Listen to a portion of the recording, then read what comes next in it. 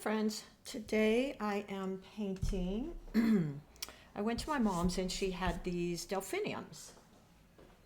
And so I thought I would paint a couple different colors just because they're so much fun to paint. They're very washy.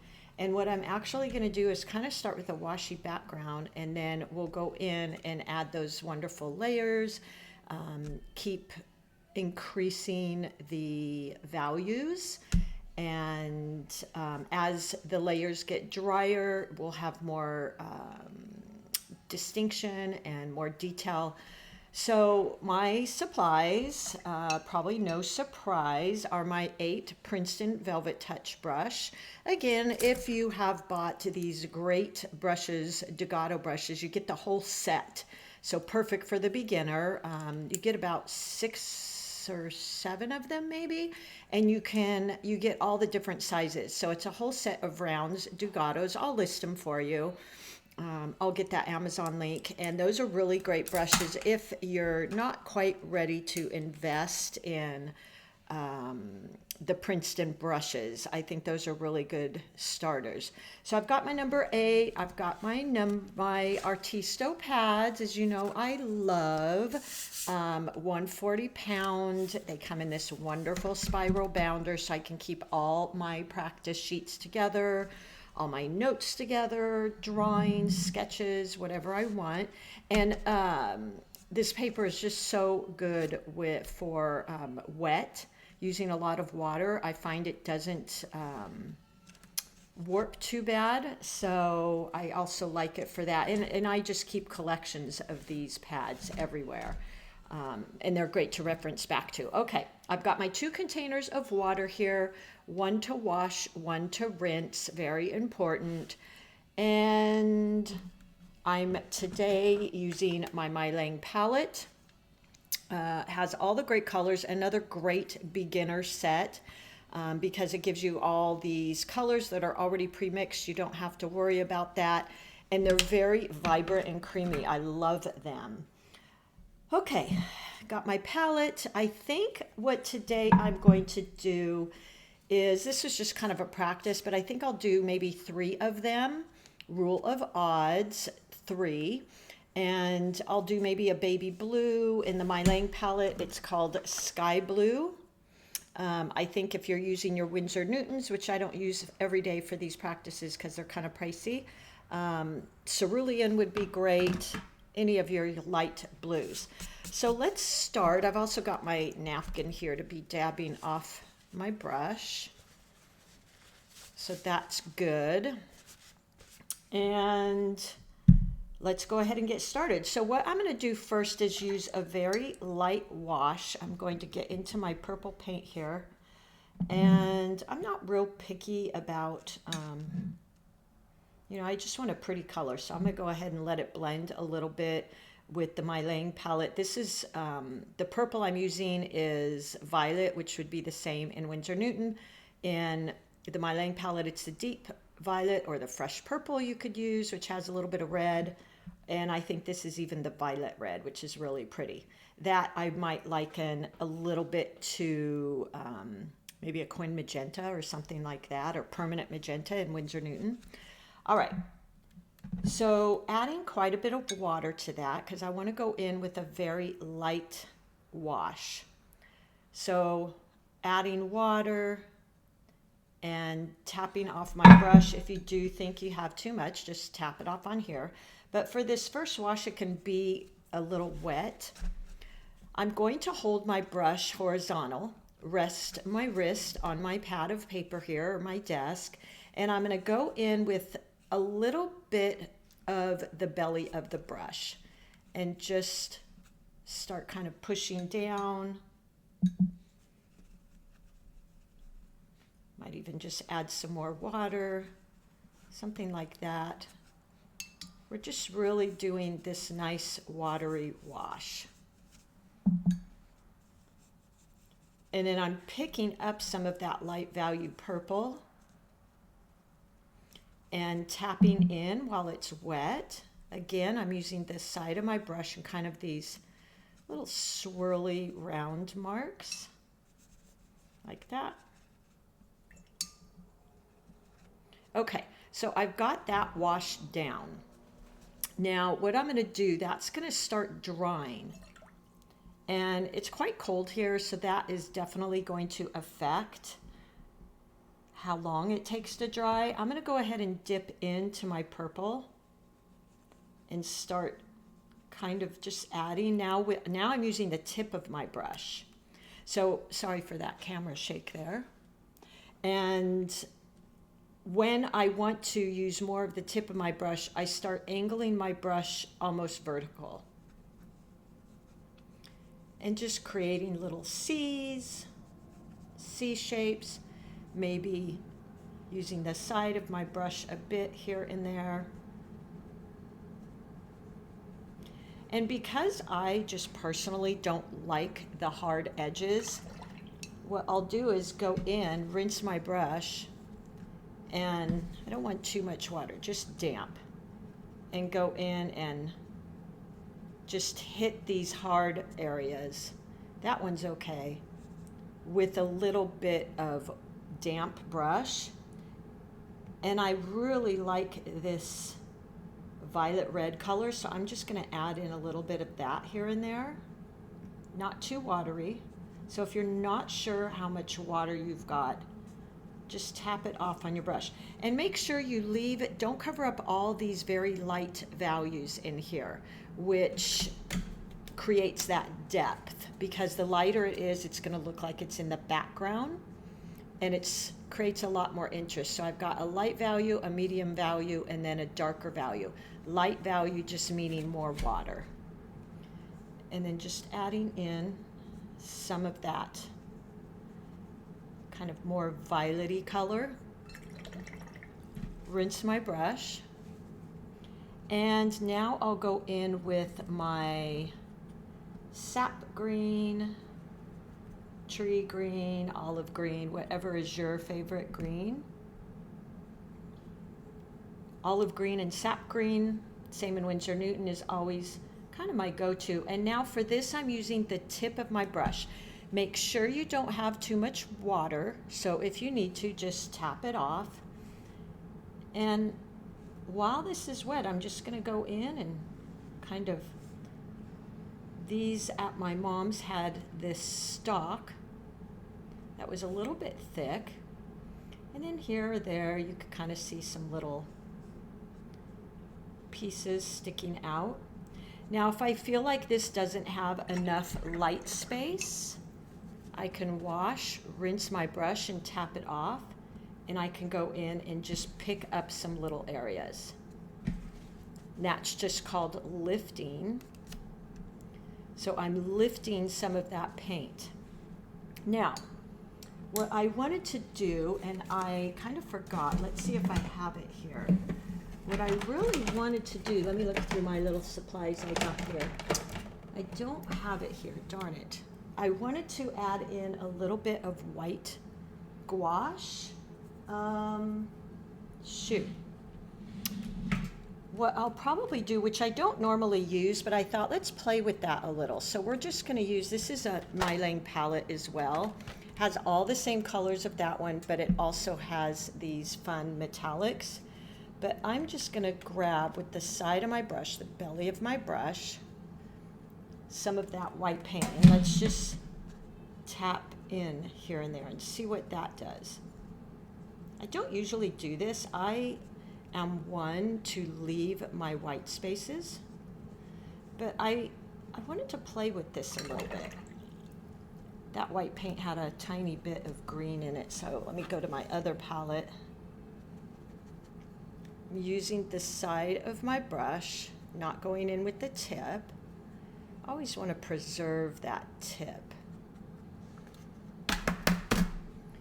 And that created some kind of fun effects. So I just wanted to play with that a little bit today. So something different there.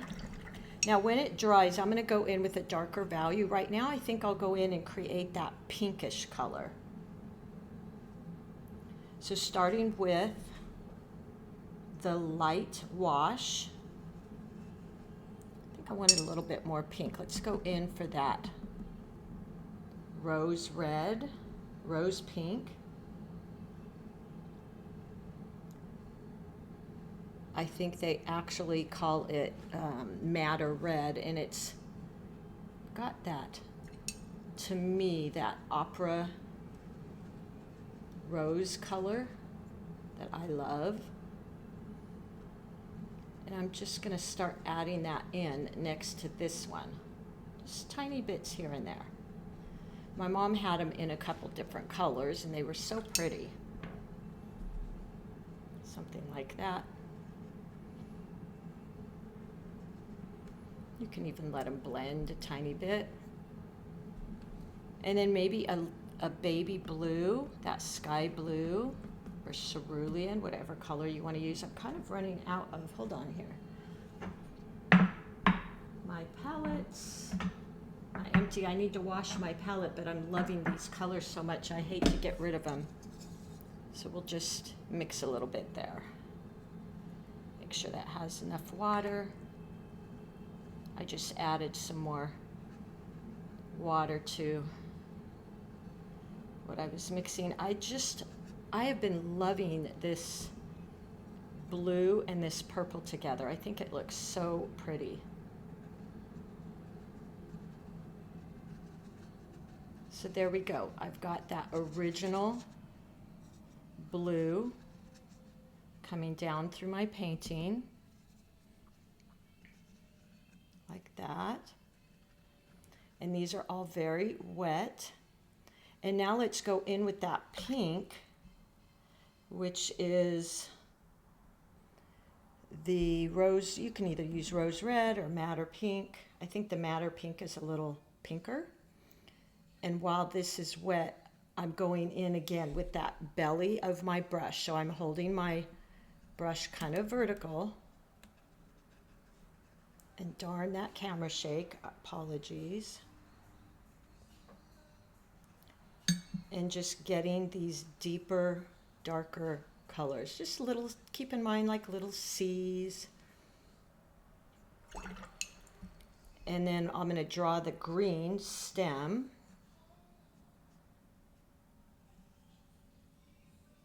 Just using the tip of my brush. So holding my brush vertical. And adding in some of those. Okay. Well, we could go ahead and do that one too, I guess.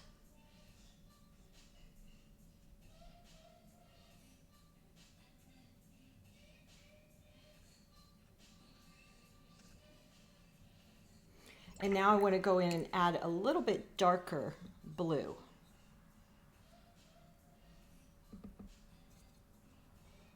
There we go. And I might even play with, so normally I hold my brush pretty close to the bottom of my handle. It gives me more control. But when you just want to do some little doodads and swirls and things, move your hand back and just let your brush kind of dance around. And it will make some really fun, I think, interesting little swirls. It's kind of hard for me sometimes to do that because I like somewhat controlling what my brush is doing. But something to play with. Maybe down here it's a little more shadowy. And there we go. Look how pretty those colors are. And then I'm going to go into that pink and add a little bit. Oops, I went into the wrong pink. We want the madder red. And just creating little circles here and there for where maybe our flower. Sometimes I even follow the little patterns in how the paint landed and created on your painting. So I'll kind of outline some of the shapes already there. And there you go. Look at how pretty that is. I could wipe my brush off after I wash it and rinse it. and go in and even lift up some areas to create some highlights. Something like that.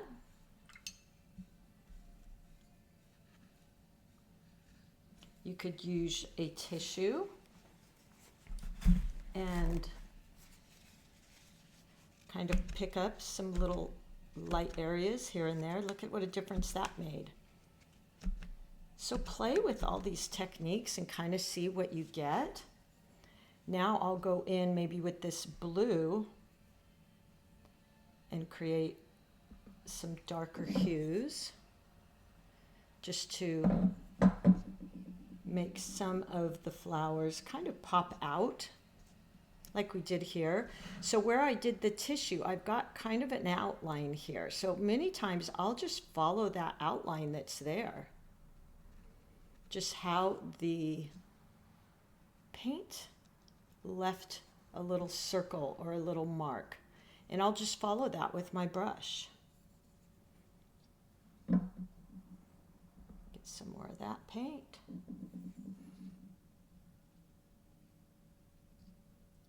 And that's what's really, I find, so fun about watercolors, because it's very watery and it makes all these marks on its own a lot of times. And I will just follow that. So there you go. I might go in a tiny bit with this purple now that it's dry and use a darker value, which just means more pigment than paint, and maybe go in, sorry about that guys, I know my camera's kind of shaking, and start pulling out. Again, I'm just following some of the water lines that are here and already kind of creating some little areas. And look how pretty that is, I think.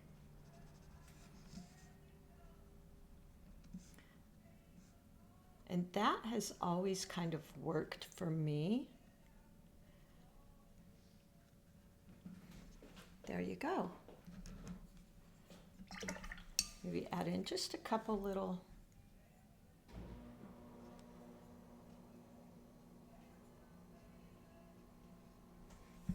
leaves poking out. Maybe one more run here to outline a few of the, again, I'm just following what's there.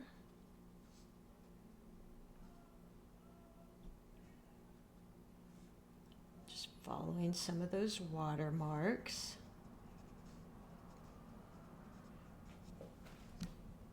There you go. And I think I'm done. So have fun with this, get real loose and kind of follow the watermarks and things that you've got on there, and see what you can create. I will list all my supplies, and if you have any questions, just let me know. I will talk to you soon. Bye.